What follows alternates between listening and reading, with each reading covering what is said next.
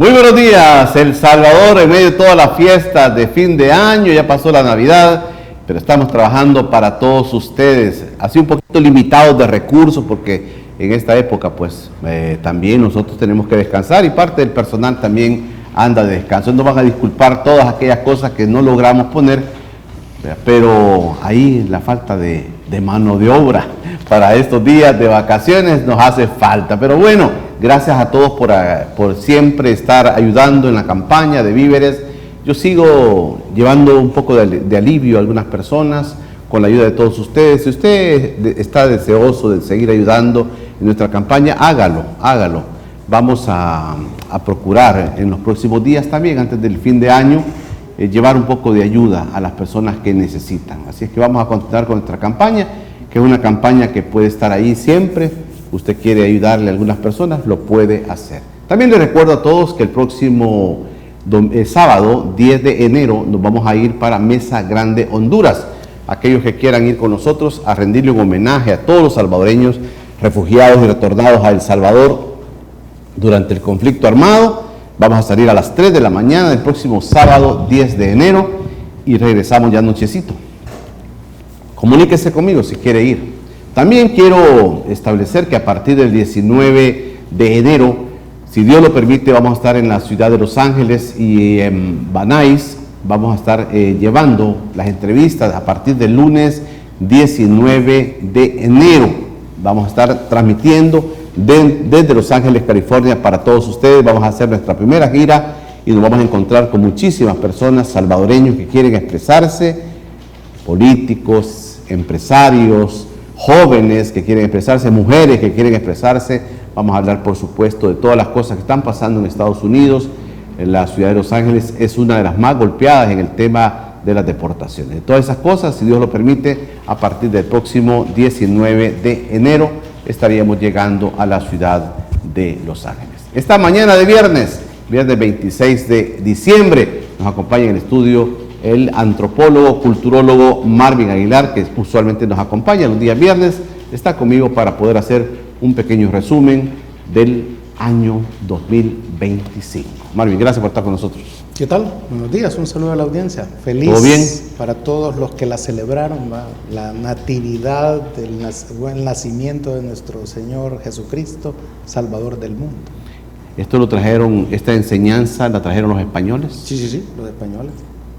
Fue la primera fiesta y tiene que ver, fíjate, con la fundación de San Salvador, porque se supone que los alvarados llegan a donde hoy es Suchitoto, en la Bermuda, Ciudad Vieja, en abril de 1525, pero tienen que mudarse 2 veces más hasta finalmente terminar donde hoy estamos, un valle en medio de 2 poblados pipiles, San Jacinto y San Antonio Abad, y ahí es donde hoy está San Salvador. Y se supone que llegan en abril allá, pero que para diciembre don Diego de Holguín ya ha llegado a tomar posesión de esa nueva alcaldía y en diciembre se trasladan para acá.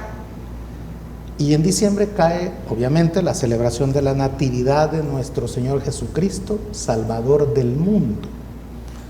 Entonces, es el nombre propio. Sí, de la fiesta.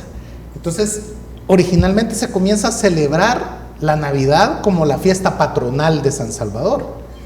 Pero después, para no chocar, o sea, porque la fiesta de la Navidad es mucho más importante, es que deciden que sea la Transfiguración, la fiesta, ¿verdad?, patronal, y se pasa para agosto. Por eso la fiesta patronal después se cambia a agosto. Entonces la Navidad es una fiesta, obviamente solo la celebran los españoles porque eran la que lo conocían, y se va a propagar después con la llegada de los franciscanos, porque los franciscanos son los que han sido a través de la historia. Por ejemplo, es San Francisco de Asís quien crea el primer nacimiento, es San Francisco de Asís que va a hacer las estaciones del Vía Crucis en Jerusalén. Entonces son los franciscanos los grandes promotores de la Navidad, donde casi esto, yo no he leído si San Salvador era así, fíjate, pero en San Miguel sí hay crónicas que he logrado ver que se tomaron de los archivos coloniales antes de que se quemara, bueno, que los migueleños quemaran la alcaldía de San Miguel en 1875.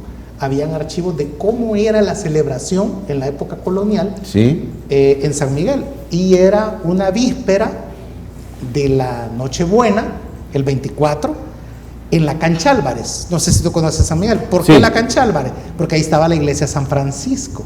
Y el Portal Prunera no se llamaba Portal Prunera, se llamaba Portal San Francisco. Y entonces ahí era la víspera del 24, fíjate, al 25 en la madrugada, que se hacía la misa del gallo. Cabal el 25 a la medianoche. Y todo comenzaba en una víspera, la Nochebuena, donde habían ruedas, ferias, comida, champas. Hay una descripción de lo que había en la Cancha Álvarez. Y todos esperando la última posada, que llegaba a la iglesia San Francisco de San Miguel, la última posada, que habían comenzado el 1 de diciembre. Y terminaba el 24, la última, en la iglesia San Francisco, que iba llegando ya a las 10 de la noche para esperar todos la misa del gallo. Y ya el 25 era un asueto total, ¿verdad? Una especie de tranquilidad y todo eso, ¿verdad? De descanso, porque había nacido, era la natividad de nuestro Señor Jesucristo, el divino Salvador del mundo. Mira, Marvin, digamos en la historia de la religiosidad y sobre todo en la Iglesia Católica, se habla mucho del apego de la autoridad eclesial a la autoridad civil. En la historia lo registra así, ¿verdad? Bueno, desde los emperadores y todo esto se registra esa, digamos, esa forma de cogobernar, de cogobernanza de la Iglesia con las autoridades civiles. En El Salvador ese proceso se vive así de la misma manera, Marvin. ¿Cómo es que, digamos, las autoridades civiles asumen? Hoy tenemos fiestas patronales, tenemos todas estas festividades que vos decís, que van perdiendo, digamos, van perdiendo mucha religiosidad, pero más civilidad ahora. Hoy se habla que, por ejemplo, este año, con todas las reformas que se han hecho al sistema de municipalidades, se habla que los mismos alcaldes ahora en El Salvador están hasta cambiando las fechas de las fiestas patronales o de las fiestas religiosas en nuestros municipios. La llegada de los españoles, dicen, nos impusieron una religión y hubo una cogobernanza con las autoridades civiles.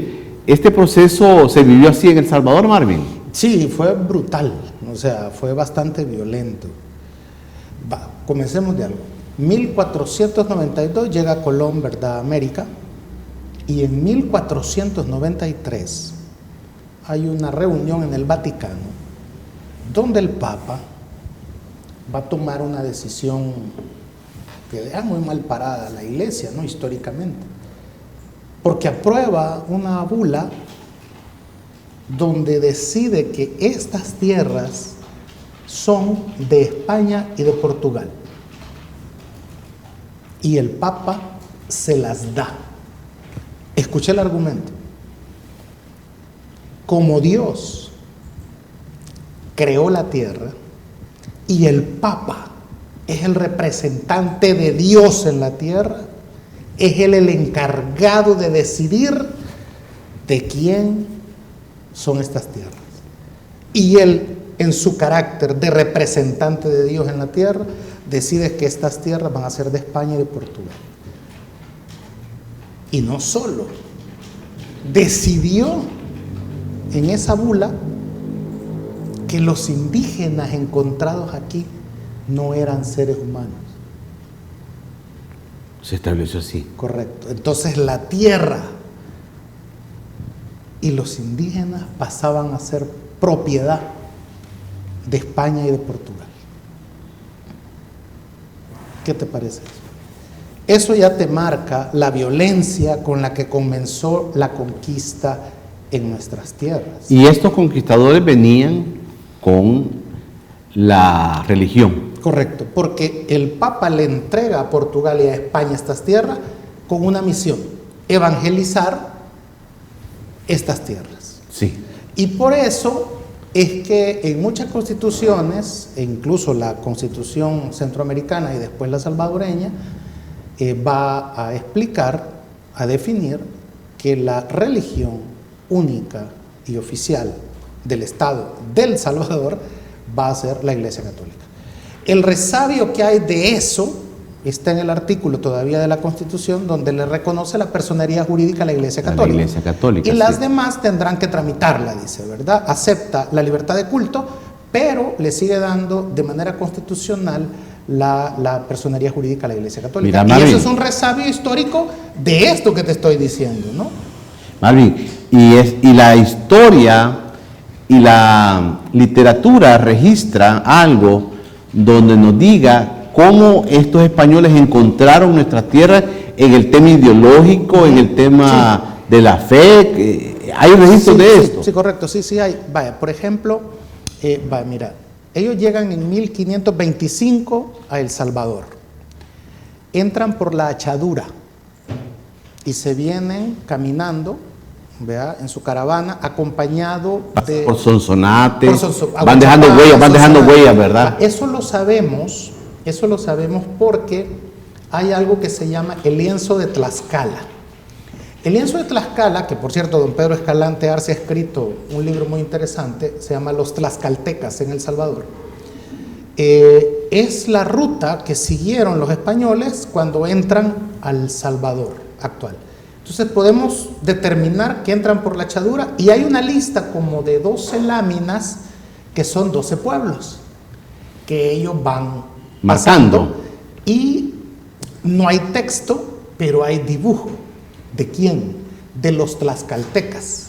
Los tlaxcaltecas dibujaban pueblo, pueblo, pueblo, pueblo, y lo que vas viendo a lo largo de todas esas estampas, 12, 13, es una gran masacre.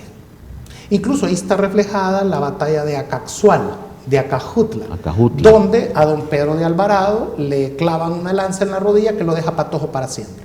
Y lo deja muy enfermo, que tiene que regresar a Guatemala porque si no se iba a morir. Entonces son sus hermanos los que continúan la expedición hasta Suchitoto, vea, la Bermuda, Ciudad Vieja, que se le conoce eso.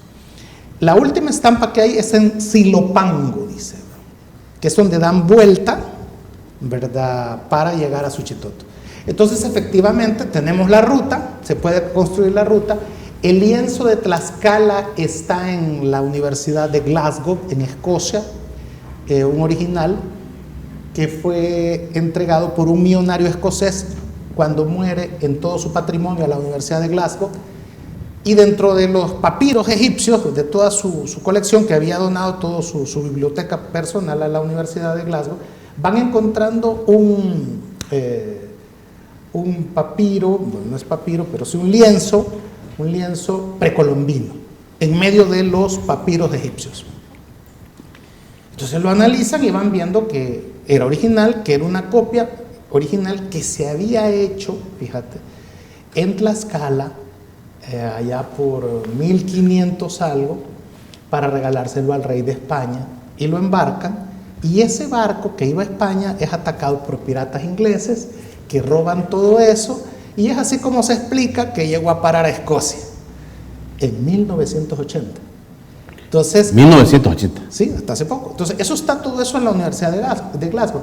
Contrario a lo que los guatemaltecos han hecho con el lienzo de Cuaquecholan, que narra la conquista de Guatemala, la Universidad Marroquín de Guatemala tiene una reconstrucción de ese lienzo en el Museo de la Universidad Marroquín. Nosotros aquí no tenemos esa reconstrucción porque habría que ir a Escocia, pedirle permiso a la Universidad de Glasgow para poder hacer una copia, ¿verdad? Porque ahí están las estampas de la conquista de España o de los españoles en El Salvador actual. Llegan en 1525. Pasaron 15 años de conquista brutal, de decepciones de los españoles, porque no encontraron lo que creían. Y esto dice mucho, fíjate, de cómo somos como país. No lo parece, pero te lo voy a ejemplarizar con el hecho de que cuando vos querés un hijo, lo pensás con tu esposa, con tu mujer, o con la mamá de él. Lo querés, lo pensás. Lo discutís. Y lo tienen. Sí.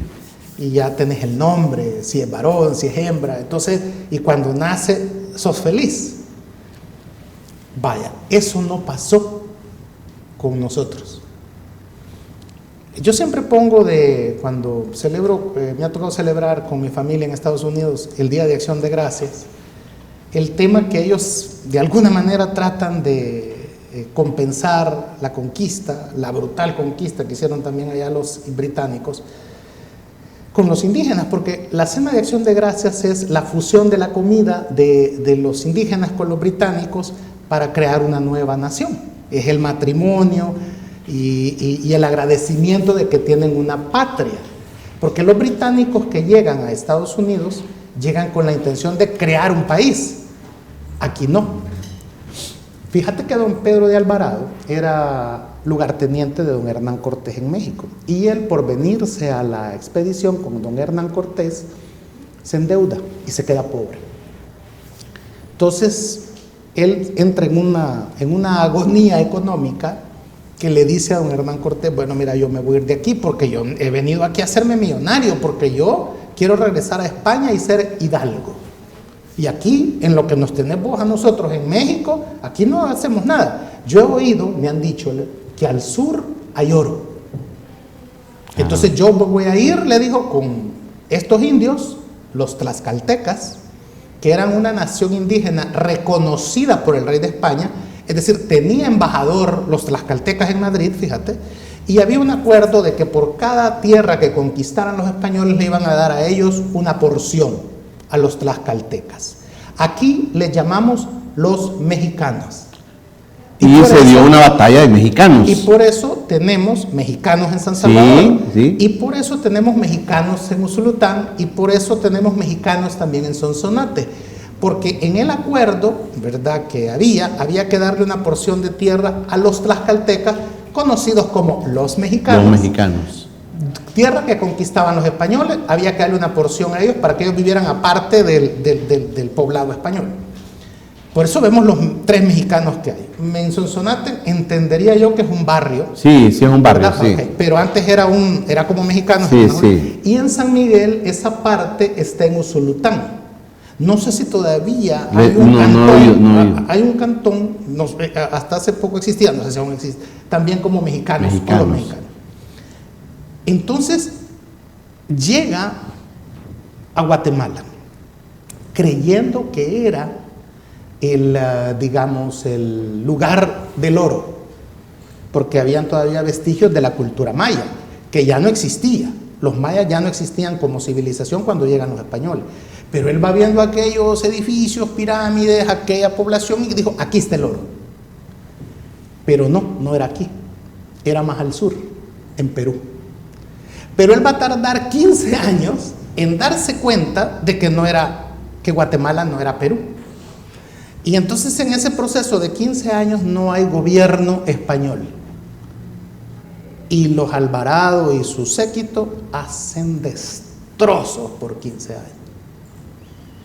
15 años sin gobierno. 15 años Pedro de Alvarado buscando oro.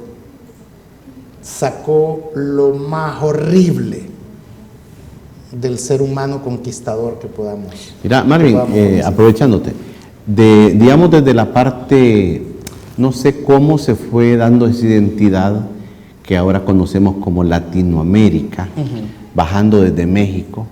Me imagino que llegan... Bajando desde Los Ángeles. Bajando desde Los Ángeles, sí. Bajando desde la Florida. Claro, un poquito más arriba, ¿verdad? Bajando, Marvin, ¿cómo fueron encontrando entonces cuando llegan los españoles? ¿Cómo fueron encontrando modalidades de indígenas? Me imagino que eran modalidades de indígenas, desde los mayas que fueron bajando. Nosotros después venimos y nos dice la historia que se encontraron con los pipiles.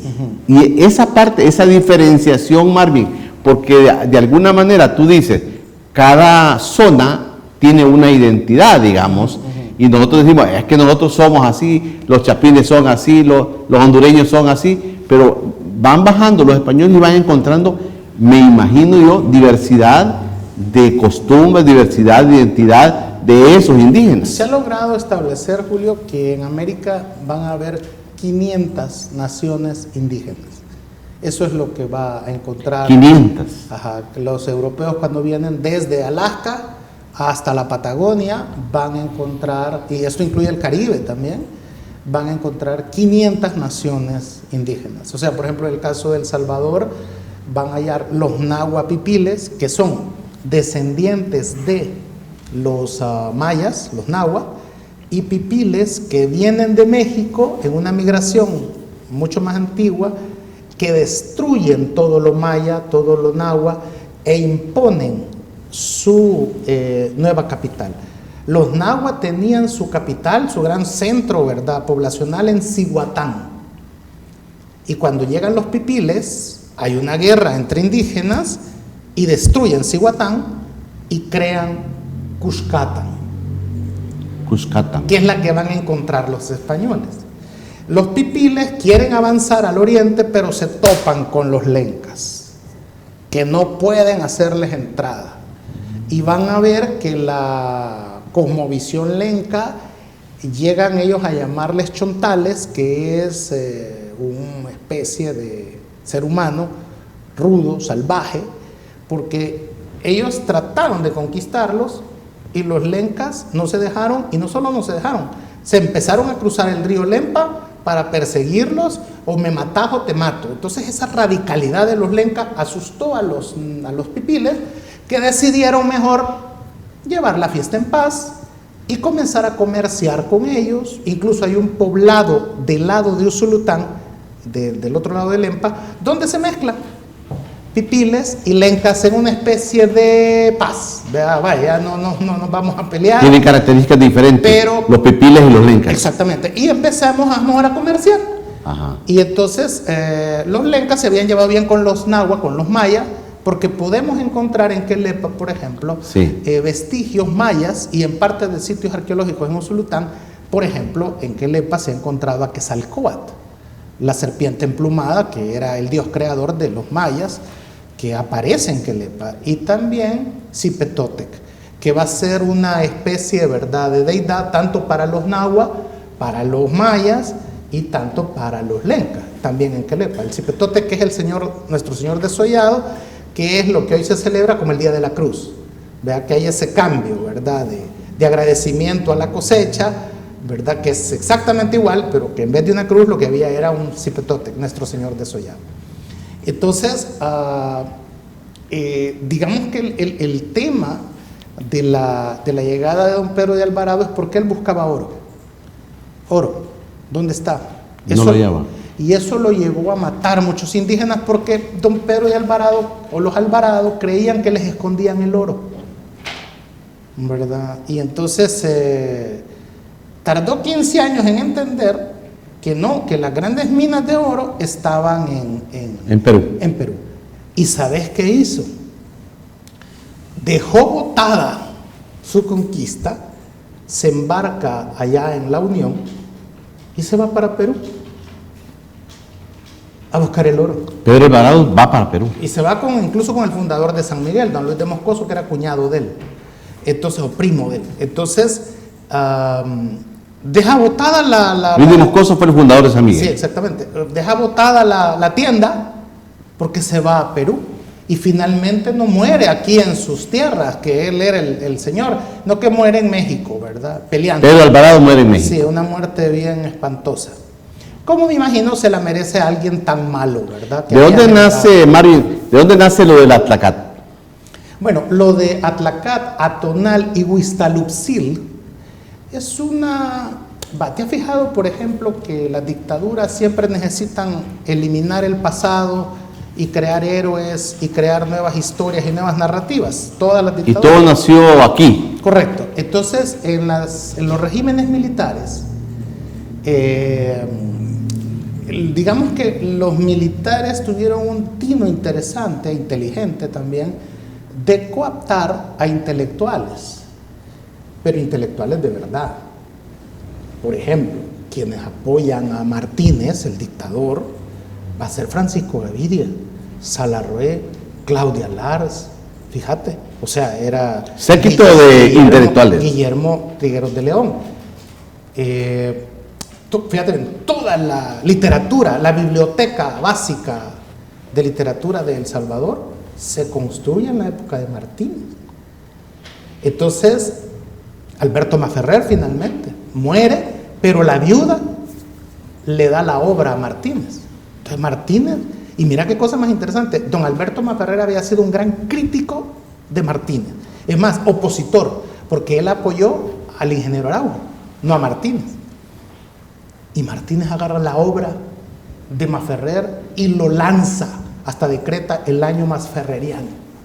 Entonces, Martínez entendió algo importante para todo dictador, que no todo dictador lo entiende.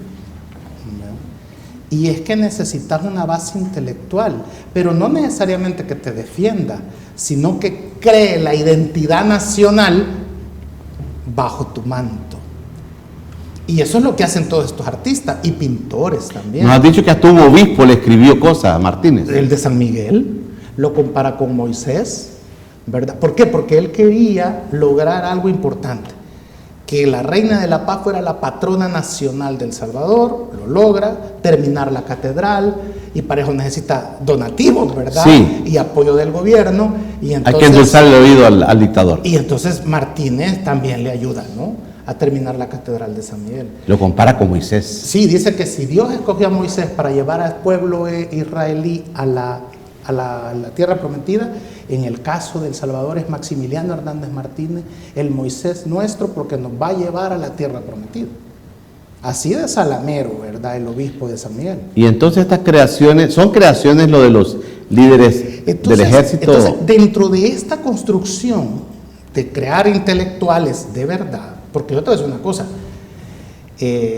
cuando revisas a todos estos intelectuales, su papel con la dictadura, el silencio con la dictadura, los hace quedar mal. Así como me he decepcionado de ver la foto de Noam Chomsky, un filósofo que yo respeto mucho, que incluso he escuchado conferencias de él en Estados Unidos, me ha decepcionado verlo en el JEP de Jeffrey Epstein, la fotografía de él con Jeffrey Epstein, ¿verdad? Teniendo en cuenta que Jeffrey Epstein era un proxeneta que conseguía niñas, ¿verdad?, de 16, 17, hasta de 14 años para gente importante, políticos, intelectuales, académicos, empresarios, o sea, era un proxeneta, ¿no? Entonces ver a Noam Chomsky, un filósofo muy respetado, en el jet privado con Jeffrey Epstein. Pero eso no le quita que la obra filosófica de Chomsky, como la obra literaria de Salarrué y todos los pintores que apoyaron a la dictadura, no tenga su valor artístico, ¿no? ¿Verdad? Claro. Es difícil hacer esa separación, pero no lo puedes negar. Entonces vas a tener que dentro de ese círculo de intelectuales del dictador Hernández Martínez, va a surgir Valentín Estrada. Porque contrario a lo que, por ejemplo, en la actualidad se puede malinterpretar o tomar a mal, Martínez o los militares mandan a graduar al extranjero a varios artistas, a que estudien. Porque como aquí no había nada del tema de las artes, entonces había que enviar gente al exterior para que después regresara. Salarrué fue cónsul de El Salvador en Nueva York. Entonces eso le permite a Salarrué, estar en la capital del mundo, por ejemplo, ¿verdad? Claro. Entonces va a venir este escultor Valentín Estrada, que lo mandan becado a estudiar a la Real Academia de las Artes de San Fernando, bueno, donde estudia Federico García Lorca, donde estudia Salvador Dalí, donde está Luis Buñuel, donde pasa Picasso. Entonces por ahí pasa Valentín Estrada, y como trabajo de graduación él va a hacer una escultura que es él, el modelo es él mismo, es su cuerpo, y hace un indígena y con eso se gradúa. Él le va a poner a esa escultura Atlacat. Pero va a tener que venir un historiador, alineado también con los regímenes militares, que va a escribir que el tipo que le clava la lanza en la rodilla al invasor Pedro de Alvarado, que lo deja patojo, va a ser el indio Atonal. El indio Atonal. Y se convierte en una figura indígena del occidente. Va a decir que el cacique de Cuscatán, se va a llamar Atlacat. ¿Ya? Y también Lardey Larín, te estoy hablando de este historiador, va a decir que el cacique de San Miguel, este es menos conocido, era Huixtaluhtzilt. Y de este no hay estatua, pero hay un lienzo, ¿no? Yo lo tengo, no el original, sino una copia que se propagó en aquellas épocas. Y que se va a definir como el último cacique de los chaparrastiques. Entonces, porque quiero aclarar algo, el Chaparrastique, que así se llama el volcán, no era que así se llamaba la ciudad o el poblado indígena. ¿Sí? Los chaparrastiques son la etnia y son chapanastiques. Lo de rastiques es español, es como el español dice chapanastique. Los chapanastiques son la etnia lenca del oriente, que es San Miguel. No era que eran poblados. Que se llame el volcán Chaparrastique, está bien, pero estamos referidos a la gente, no a una ciudad. El culturólogo Marvin Aguilar podría afirmar que tanto Atlacat, Atonal y Huixtaluhtzilt no existieron. No existieron. Primero, es cierto que don Pedro de Alvarado recibe una lanza que le traspasa la rodilla y le empotra la rodilla con la montura del caballo. Pero no fue... Es cierto. ¿Por qué es cierto? Porque el mismo Pedro de Alvarado manda una carta y escribe pidiendo aumento de sueldo y más tierras por ese accidente. Dice, han estado a punto de matarme estos indios salvajes y mire, he quedado patojo para toda mi vida. Y él escribe una carta, esa carta está. Entonces, y dice, aprovecho esto para pedir aumento de sueldo y más tierra. O sea, se pone llorón ahí. Eso es cierto. Pero que en aquella revuelta indígena que le hacen los nahuapipil, que lo emboscan en Acajutla, porque los hacen meterse a un pantano y ahí los agarran, que es la peor derrota que tuvieron los españoles, y que después se vienen con todo contra los pobres indígenas y los terminan matando, que el que lanzó esa lanza se llame Atonal, eso es algo alcanzativo de don Jorge Lardey Larín. Eso es falso. O sea, no fue que le cayó la lanza. ¿Pudieron existir esos indios, digamos, esos indígenas? No, es que la batalla pasó. No, pero tal vez la figura, digamos, que querían destacar estas personas que tú estás hablando. Lo que pasa es que, digamos, que habían expertos lanzadores de lanza y flecheros, sí. Pero era lluvia. O sea, no solo era uno. No es que cuando le cae la lanza a don Pedro de Alvarado le dijo... Sí, Atonal, ya te vi que fuiste vos. O sea, eso nunca. Mira, Marvin. Atonal, en su carta, don Pedro de Alvarado no dice que el indio se llamaba Atonal. Y no hay ninguna documentación que nos diga que esos personajes existieron. No.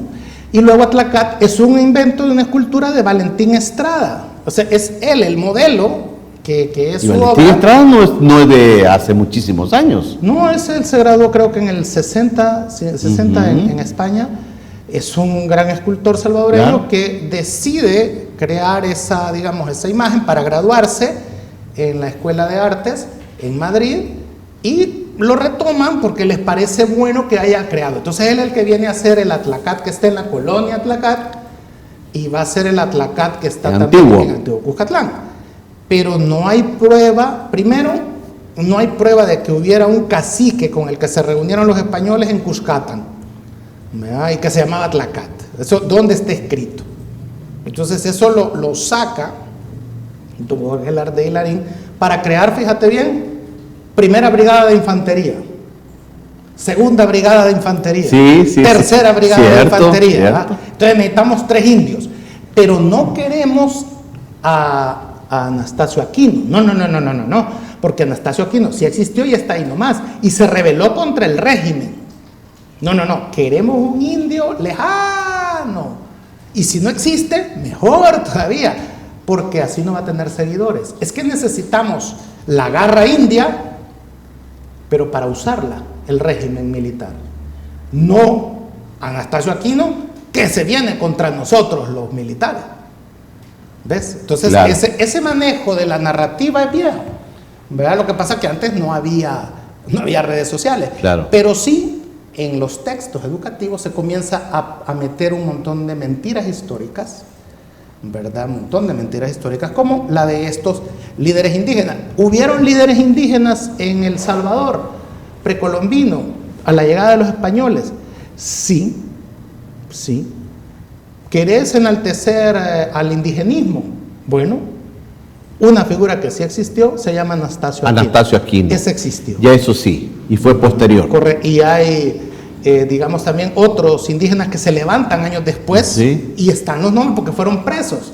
Se les hicieron, ¿verdad?, juicios. Entonces tenemos esos datos. Okay. Entonces, eso sí existió, pero que Atlacat, Atonal, luego, ¿cómo se llama? Huixtalucil, que es el menos conocido. Todas esas son figuras creadas por don Jorge Lardey Larín, que escribe en el periodo de los regímenes militares para ir construyendo una identidad nacional, porque necesitábamos una identidad indígena, sí. Pero no queremos un indígena comunista, vaya, no queremos un indígena opositor, queremos un indígena que esté con nosotros, y ese es el invento de Atlacat, de ¿cómo se llama? Atonal y Huixtalucil. Mira, Marvin, voy a hacer una pausa.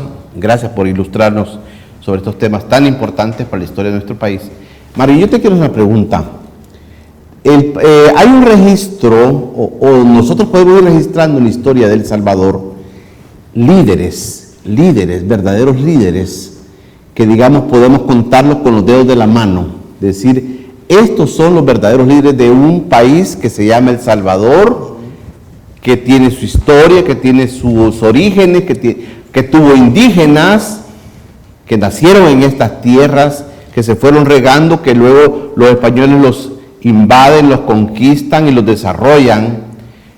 En toda esa historia, Marvin, ¿se puede hacer un resumen de verdaderos líderes del país? Te dejo esa inquietud, voy a hacer una pausa. Cuando regresemos, le pregunto al culturólogo, historiador, antropólogo Marvin Aguilar, que nos ayude a entender esto de los liderazgos, porque van quedando ahí. Yo recuerdo, por ejemplo, recientemente, cuando se dijo que Félix Cristiani, por ejemplo, era el presidente de La Paz, y muchos decían en su momento, esto va a quedar registrado como el presidente que le dio la paz a un país. ¿Queda registrado eso así? Hoy tenemos a un presidente que es muy popular, ¿verdad? No sé si podemos decir que es el mejor presidente que tiene el país, pero popular si nadie lo va a discutir. Queda en el registro, o van quedando en el registro este tipo de cosas como verdaderos líderes de El Salvador. Le pregunto a Marvin Aguilar cuando regresemos. Este espacio es por cortesía de Copesa Music. Copesa Music, que ha traído para ustedes, bueno, siempre muchos regalitos. Usted piensa dar regalos el 31 de diciembre, pues ahí está Copesa Music, instrumentos musicales, guitarras acústicas, bajos eléctricos, violines, baterías, saxofones, instrumentos para bandas de paz. También tiene servicios de instalación de equipo para iglesias, templos, auditorios, restaurantes y salas de conferencia. ¿Cuál es el teléfono de Copesa Music? 2221-7414, 2259-4500.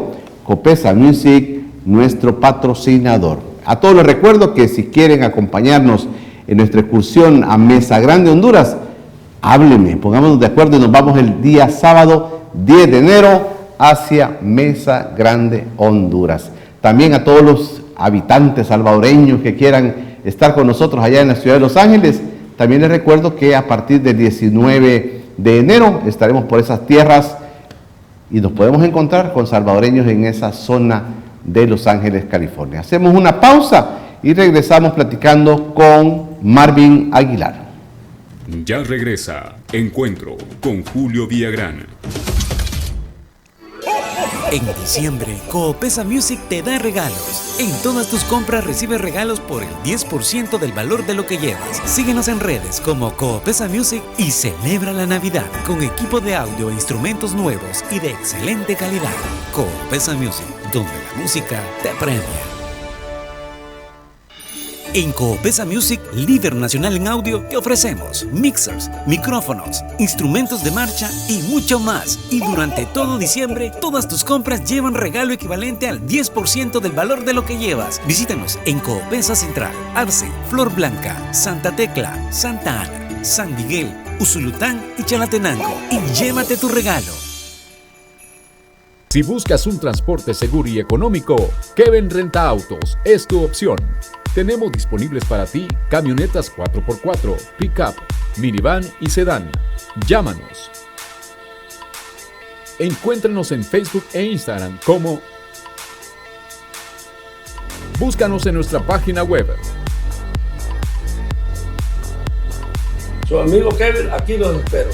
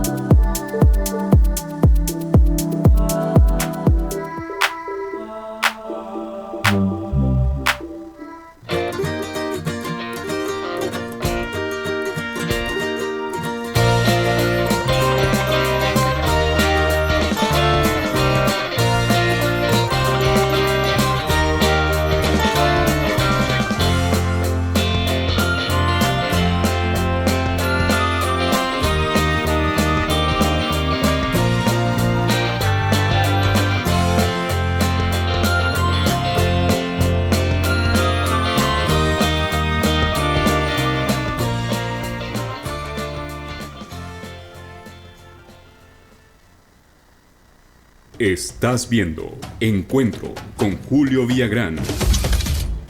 Estamos de regreso de Encuentro con Julio Villagrán este viernes 26 de diciembre, esperando el año nuevo. Esperamos que las bendiciones de Dios lleguen para todos ustedes, que tengan mucha salud. Cuidémonos, ya tenemos a veces mucha edad para hacer desarreglos, cuidémonos. Pasemos bien este fin de año con nuestra familia y esperemos el 2026. Quiero agradecer al doctor Carlos Alberto Escalante, que me trajo este libro, Retos del Hombre consigo mismo y con la naturaleza, un enfoque ambiental sobre el cuidado de la naturaleza, a propósito de los cuidados, hacia una auténtica ética ambiental y una crítica generalizada a la actividad humana. ¿Quién es el doctor Carlos Alberto Escalante? Es un médico psiquiatra, especialista en salud pública y mental. Fue primer director de salud mental del Ministerio de Salud, ex vicedecano y director de la Escuela de Medicina de la Universidad de El Salvador, ex jefe del Programa Nacional de Salud Mental durante el periodo 2009-2014 del Ministerio de Salud. Nos presenta esta obra interesante. Aquí nos ha dejado para que usted pueda pegar ladrillos en la pared de Encuentro con Julio Villagrán. Gracias, doctor. Y aquí está. Y aquí Marvin tuvo la gentileza el pasado viernes de traernos copias de este libro, Retos del Hombre consigo mismo y con la naturaleza. Gracias, doctor. El prólogo es de Ricardo Navarro. Ricardo Navarro, aquí está el prólogo, sí. El doctor le ha hecho el prólogo del libro. Correcto, así dice, Ricardo Navarro, el prólogo, ahí está. Gracias, doctor Escalante, por este libro. Marvin Aguilar, platicando, tenemos un programa especial ahora, ¿verdad? Estamos en medio de las fiestas, nosotros aquí estamos mermados de los colaboradores técnicos, pero queríamos proponerles algo y estamos hablando en vivo para todos ustedes de algo interesante que tiene que ver con la historia nuestra, de dónde venimos, quiénes somos, tantos temas que hay. Y entonces yo le dejaba planteado a Marvin Aguilar el tema de los liderazgos, los verdaderos liderazgos que nuestro país ha tenido. Recordamos, muchas personas se mencionan en la historia, pero ¿qué vale la pena, Marvin Aguilar, hacer como un resumen de liderazgos que dejan un peso importante en cualquier nivel de la vida del país, que le dejan un legado importante a nuestro El Salvador? Fíjate que yo coincido con la doctora Xiomara Avendaño, que es historiadora de la UES, que ella dice que llamar próceres a los próceres no es correcto. Y ella sugiere un término que utiliza Roberto Turcios, otro historiador, que es de padres fundadores. Entonces yo empezaría por definir, más allá del rol de José Matías Delgado y Manuel José Arce, que es muy discutible, yo no los quitaría de ser padres fundadores. ¿Hicieron malas cosas? Sí. Yo he llegado a comparar cuando he leído cómo era José Matías Delgado, a compararlo con Guillermo Gallegos, para que te hagas una idea. Era esa clase de político, era José Matías Delgado, por decirte eso. ¿Tan duro? Yo me imagino que Guillermo Gallegos ha de creer que lo estoy alabando, porque le estoy ya lo comparando con el padre de la patria. Pero me refiero a la forma de ser, ¿no? A ver. Entonces, ese juego político, ¿no? De que apoyo a uno, apoyo a otro, critico a uno y hoy apoya a otro y lo apoya para no tener problemas. Esa es una actitud bien típica de Matías Delgado, tanto que Matías Delgado llega a ser excomulgado de la Iglesia Católica, ¿sabías? Y lo expulsa el Papa por contumaz y cismático, decía el acuerdo papal, lo expulsa de la Iglesia, porque él quería ser obispo a toda costa y se entroniza como obispo en contra del Vaticano. Entonces lo expulsa, pero nunca le entregan la notificación. La tiene el obispo de Guatemala, pero la tiene como quien tiene una bala en la recámara de la pistola. Un as bajo la manga. Lo tiene apuntado, a tal punto que 3 años después de todo ese conflicto, Matías Delgado muere. Se enferma, se destruye, ¿verdad? Porque todo lo que él aspiraba era ser el primer obispo de San Salvador y nunca lo logra. Entonces eso lo frustra como político, ¿verdad? Y tiene que mantenerse callado para no conflictuar con el régimen, ¿verdad? El nuevo régimen que había surgido después de la independencia. Y estos próceres que conocemos nosotros, ese conjunto de próceres, siguen aliados. Yo rescataría a 2 de ahí, ¿no? Y es a Pedro Pablo Castillo, que es el que realmente hace un movimiento popular en 1814, no en 1811. En 1814, Pedro Pablo Castillo para mí va a ser una figura que no se le ha dado el estatus de padre fundador que tiene. Y su final es muy triste, bien típico de los políticos salvadoreños que terminan mal. Y es que lo acusan, lo llevan a juicio y él tiene que salir huyendo disfrazado de cura para no ser capturado. Después de los eventos de 1814, le ayudan los hermanos Aguilar a huir y él termina exilándose en Jamaica. ¿Por qué Jamaica? Porque va a resultar que allí era territorio británico. Entonces la justicia española no lo puede condenar. Y allá muere. Y a saber a dónde está enterrado.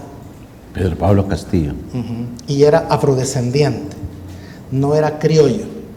Y es un político que participa en las elecciones para la alcaldía de San Salvador, las gana, las anulan, vuelve a haber elección, las vuelve a ganar, y entonces ya no hayan qué hacer, y lo dejan que asuma como alcalde.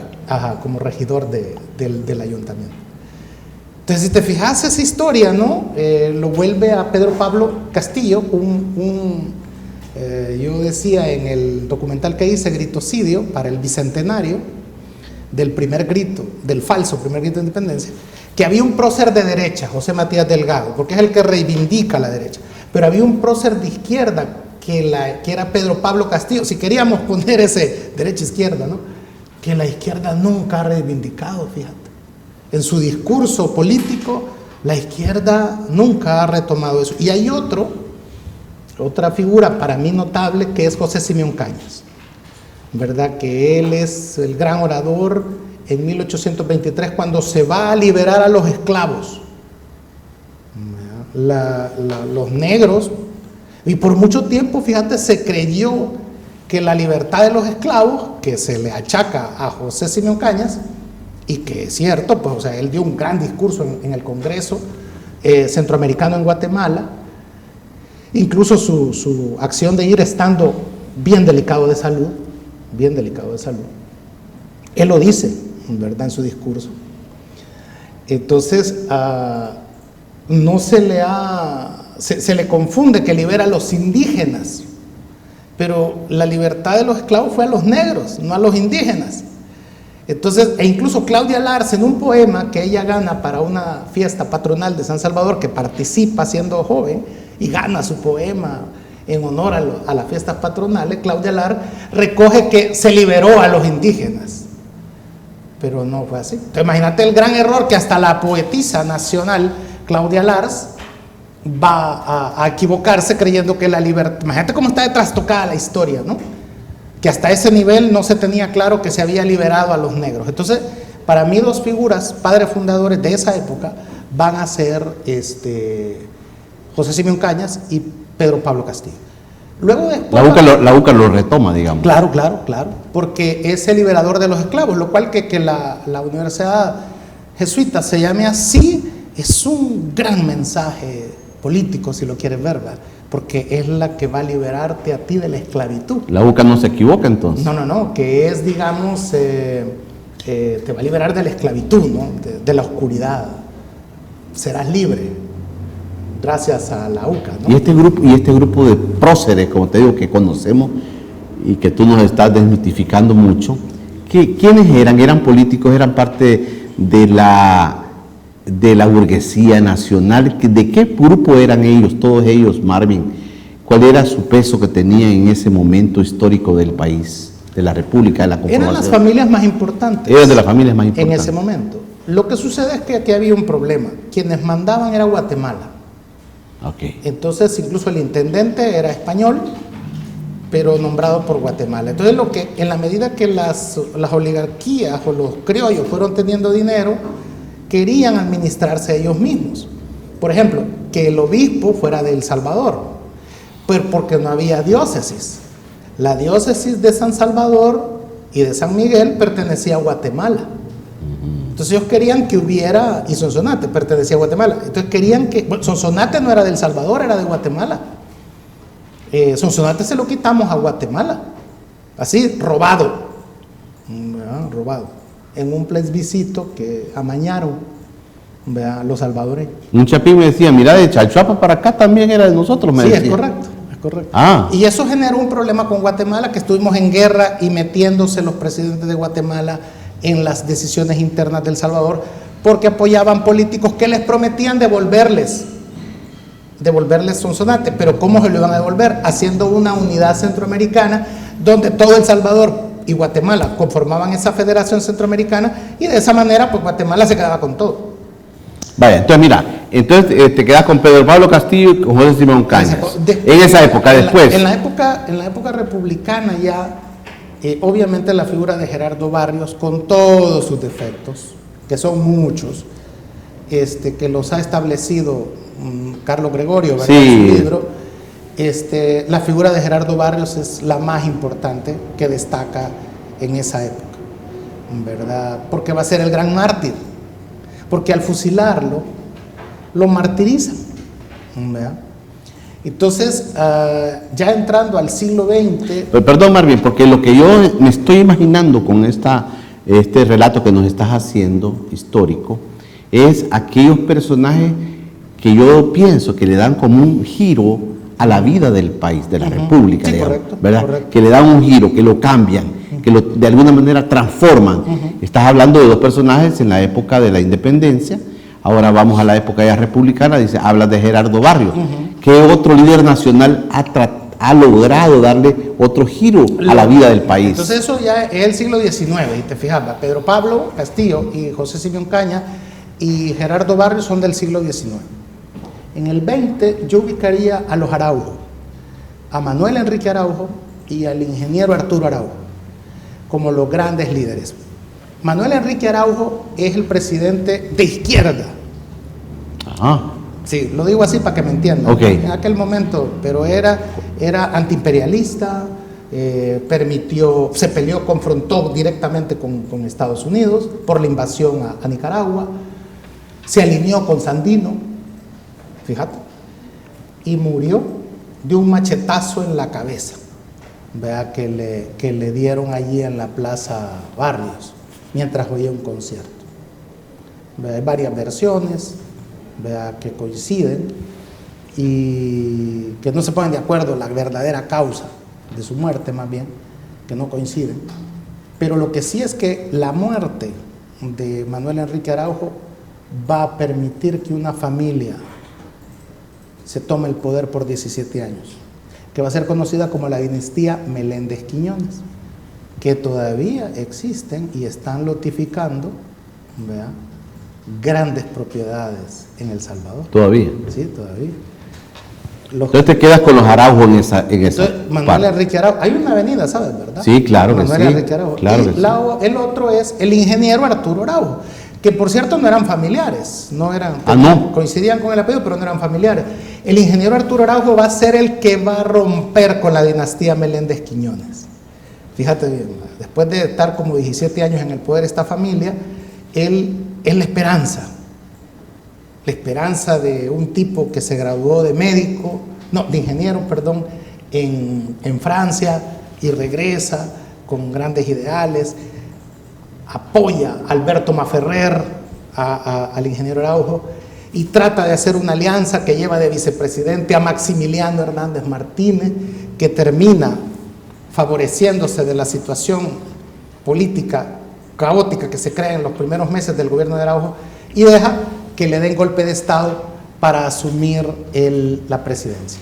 Martínez va a ser el que comienza con los regímenes militares y que va a ser pues el último dictador que tiene El Salvador. ¿Lo pones ahí también dentro de esta historia? Entonces los Araujo, que es el presidente que muere, ¿sí?, macheteado, ¿verdad?, en 1912, y el ingeniero Araujo, que va a ser la esperanza que se pierde porque lo absorbe la dictadura con el golpe de Estado y que introniza a Maximiliano Hernández Martínez.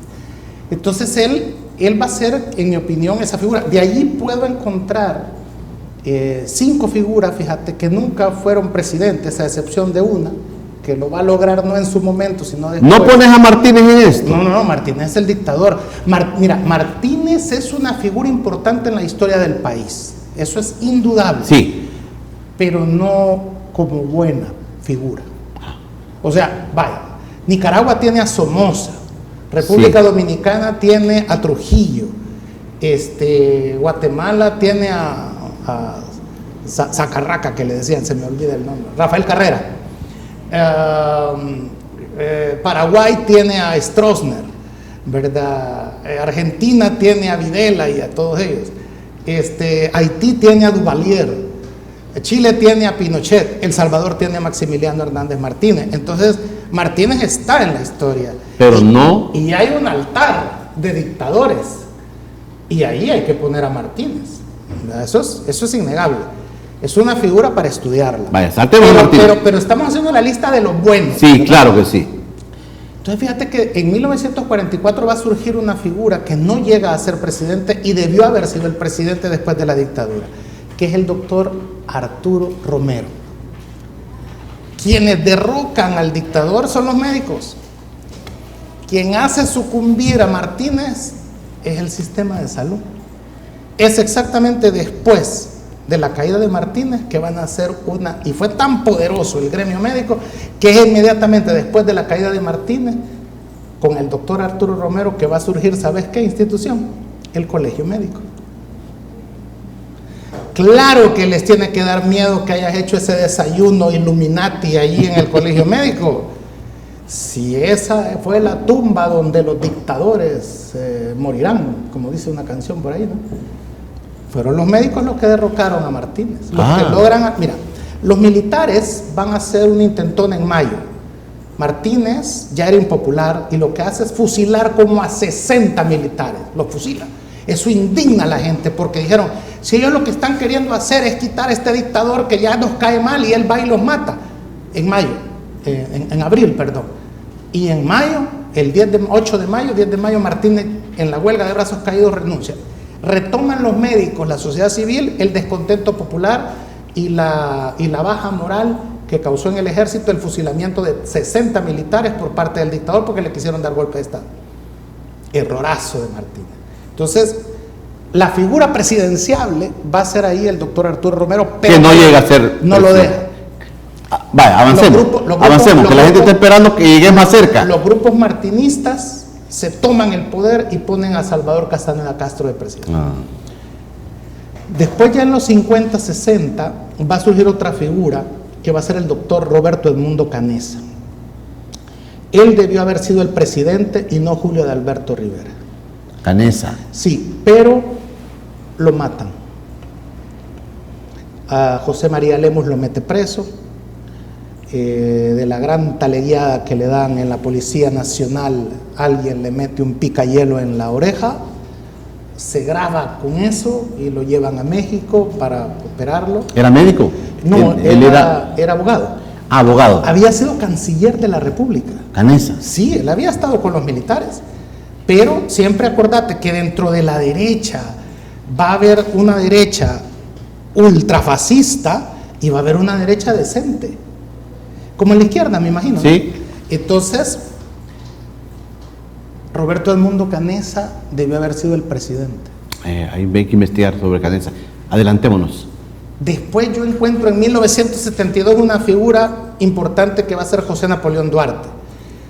Napoleón Duarte va a ser presidente en 1984, pero en mi opinión el Duarte que debe haber sido del presidente 72 fue el del 72, claro, porque él llega en 1984 con un gran resentimiento al poder y sí, por eso le pasa claro, todo lo que le pasa, porque llegó más a vengarse. Yo lo conocí. Siendo un niño, conocí a Napoleón Duarte. Fíjate que hay una anécdota. Y qué bueno que lo pones en la lista. Cuando Dawison pierde las elecciones en el 84, llega a hablar con Duarte y le dice, vaya, mire, presidente, quiero ofrecerle nuestros votos en la Asamblea Legislativa para todo lo que sea con la guerra, porque estábamos en guerra, hay que acordar. Arena va a apoyar todo lo que usted necesite de ayuda estadounidense, ayuda para el ejército, porque nuestra lucha es anticomunista. Y vengo a ofrecerle el apoyo. Duarte lo insulta, lo manda al carajo. Claro, veníamos de una campaña del 84, tú te acordás. Fuerte, fue horrible. Sí, claro. Entonces Duarte estaba resentido. Entonces Duarte debe haber sido presidente en 1972, no en 1984. No claro, coincido. ¿Y quién debió haber sido el presidente entonces en 1984? No Roberto Dawson, que era el candidato. No. Tuvo que haber sido Enrique Álvarez Córdoba, pero a él lo habían matado ya 4 años antes. Sí. Los Escuadrones de la Muerte, ¿te acordás? Sí, una muerte espantosa. El FDR. Pero quiere el destino que él esté enterrado en la Catedral de San Salvador. ¿Sabías? Ahí está enterrado. Enrique Álvarez Córdoba. Porque era tan peligroso salir a enterrarlo que tuvieron que enterrarlos ahí, ¿no? O sea, esa es un rico apoyando a los pobres. Correcto. Así un poco la historia de Enrique Álvarez. Entonces, el que debió haber sido el presidente civil en esa época, en vez de José Napoleón Duarte, hubiera sido Enrique Álvarez Córdoba. Okay. Y finalmente, Paco Flores no debió haber sido presidente. Roberto Dawson dijo algo cuando Arena gana en 1989 la presidencia con Cristiano. Mira lo que decía Dawson. Arena solo tiene que estar 3 periodos, no, 2 periodos, decía. Después tiene que haber cambio, no puede estar mucho tiempo. ¿Y cuál es el tercer periodo que no debe haber sido Arena? Paco Flores. Exactamente. ¿Y quién crees que era el candidato en ese momento que debió haber sido el presidente? El doctor Héctor Silva Argüello. Pero si te acordás, la misma izquierda lo bloqueó. El presidente también que no llegó a ser presidente. Correcto. Estoy totalmente de acuerdo. Entonces, y allí hubiera habido un cambio donde la izquierda llega al poder con Héctor Silva y quizás después hubiera ganado Tony Saca. Pero no estaríamos diciendo los 20 años de Arena, los 30 años de Arena frente. Entonces, porque evidentemente hay una cosa interesante con esto, con los médicos. Yo tengo muchos amigos médicos y el médico no es que sea perfecto, pues, pero es bien humano, porque sabe. Por su profesión. Exactamente, sí, claro. te entiende cualquier problema, ¿va? Y tiene que tomar decisiones difíciles, porque si hay alguien que almuerza o cena a la par de cadáveres cuando es estudiante, es el médico. Entonces el médico o sea, es una profesión donde ves morir gente y necesitas mantener el control, necesitas tomar decisiones difíciles, decirle a alguien que ha muerto un familiar. Claro. ¿Verdad? Humanidad, una humanidad profunda. Entonces, desarrollan, exacto. Sí, claro. Y ¿sabes cuál es la mejor respuesta a los dictadores? Es el humanismo, es la fraternidad. Y es lo que hemos perdido. Y es lo que hemos perdido. Claro. Y los médicos que tratan con la gente pobre, Sí. la gente enferma, la gente desahuciada. O sea, es que mira, un médico... Y es un médico que te ve, digamos, en una forma lineal, así. Un médico... Tranquila, pobres y ricos, un pues. médico que sabe que te vas a morir de cáncer Sí. y quieres echarte un cigarro, se lo echa con vos. ¿Verdad? Se lo echa con vos. Lo que te puede decir es, fumar da cáncer. Claro. Bueno, él te va a decir, pero ya no tengo cura. Entonces, para mí, los grandes líderes del país, si querés armar, en poesía se habla del Parnaso, ¿no? Pero si querés armar un partenón de políticos notables, que sí los han habido, son estos que te he mencionado, pero fíjate bien, de todos los que te he mencionado, solo 2 lograron la presidencia. Barrios, que terminó fusilado, y Napoleón Duarte, que salió con cáncer de la presidencia. Has mencionado políticos, pero no mencionaste a Romero, por ejemplo. Sí, lo que pasa es que como no hablábamos de política. Pero Romero también tuvo Lo que pasa es que la incidencia política.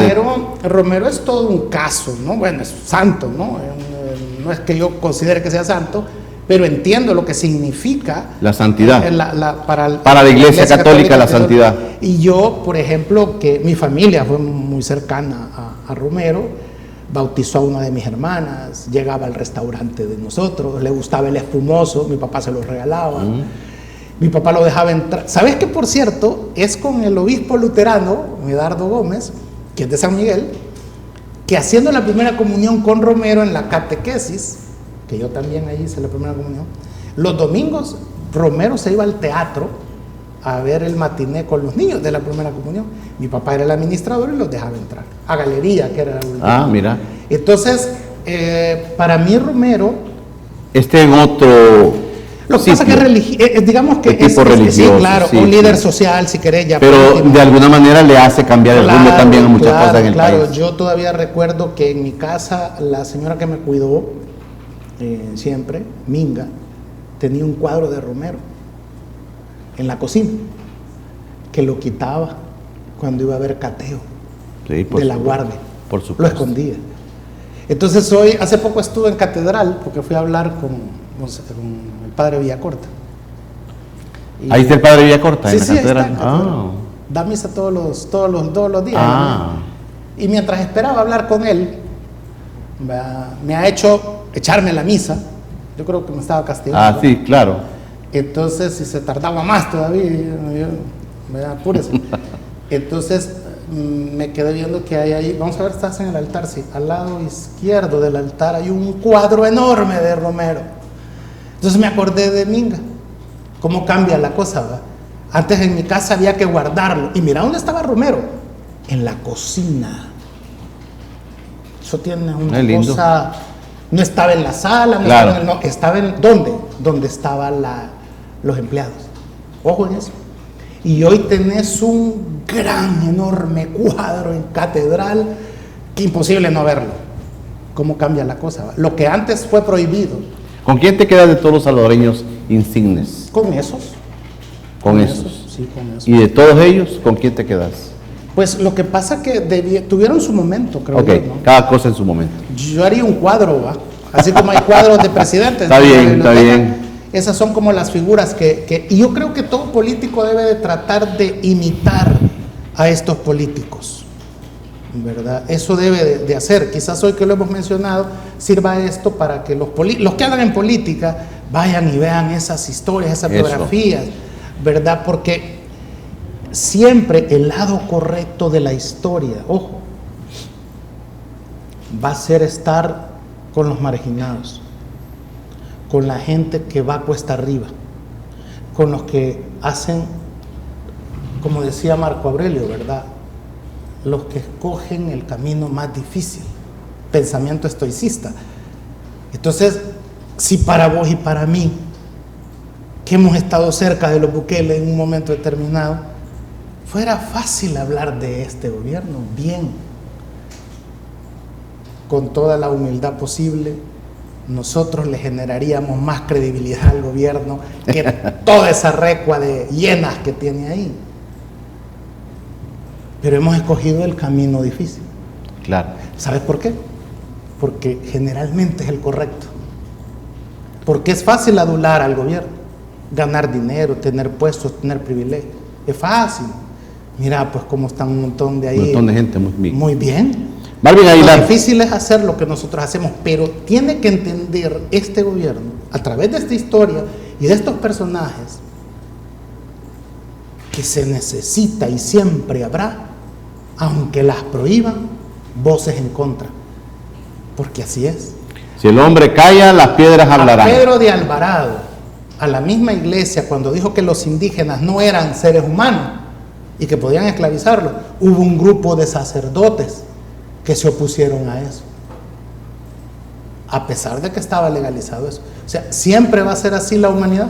Claro. Marvin Aguilar, gracias por estar con nosotros. No, hombre, un gusto. Feliz 2026, Marvin Aguilar. Sí, vamos a ver hasta el otro año. Hasta el otro año te veo. ¿No? Sí, Y también a la audiencia agradecerles que nos han hecho este año ser el streaming político más visto del Salvador. Aunque no le guste. Aunque no lo acepten. Aunque no lo acepten. Marvin Aguilar con nosotros en esta mañana de viernes 26 de diciembre, despidiendo el año 2025, que ha sido un año con un montón de cosas. Gracias a todos ustedes por hacer de este año un año especial. Nos vamos a encontrar el próximo lunes, con el permiso de todos ustedes. Vamos a hacer una pausa nosotros como equipo técnico de Encuentro TV El Salvador. Vamos a hacer una pausa y la próxima semana les vamos a presentar un resumen de los mejores programas del año 2025. De lunes a viernes, la próxima semana, van a encontrar en nuestras plataformas los mejores programas a nuestra consideración que se han producido en el 2025. Y nos vamos a tomar estos días para poder descansar un poquito, pero luego ya la próxima semana nos vamos a encontrar el próximo lunes 5 de enero, nos vamos a encontrar en vivo nuevamente con todos ustedes. Nosotros estamos contentos de tener una campaña de entrega de víveres importante. Y miren estas imágenes que les voy a presentar y con eso voy a cerrar mi programa. Hasta eso llegamos. Mira, Marvin, hoy en la mañana tuvimos el gusto de ofrecerles, de darles un costalito de ayuda a estas personas que se lo merecen, estas personas que salen a luchar todos los días por ganarse su sustento. Gracias de corazón a todos aquellos humildes trabajadores a los que también les dedicamos. Hemos regalado a algunos vigilantes también de manera callada, lo hemos hecho porque ustedes así lo quieren, ayudarle a aquellos que están necesitando. Con esas imágenes vamos a terminar este programa de este día viernes 26, agradeciendo a todos y a ti, Marvin, en especial por ser una de las voces más fuertes de nuestra plataforma. Gracias. Te agradecemos y te deseamos mucha salud. Sí, gracias. Que estés bien económicamente también, hay que desearlo, sí. ¿Verdad? Hay que poner un negocio. Y también que te quiera la gente como te quiere. Así que gracias, Marvin Aguilar, por estar con nosotros. Nos encontramos en vivo el próximo lunes 5 de enero. La próxima semana, los mejores programas de Encuentro TV El Salvador para todos ustedes. Pasen un feliz año. Dios me los bendiga a todos.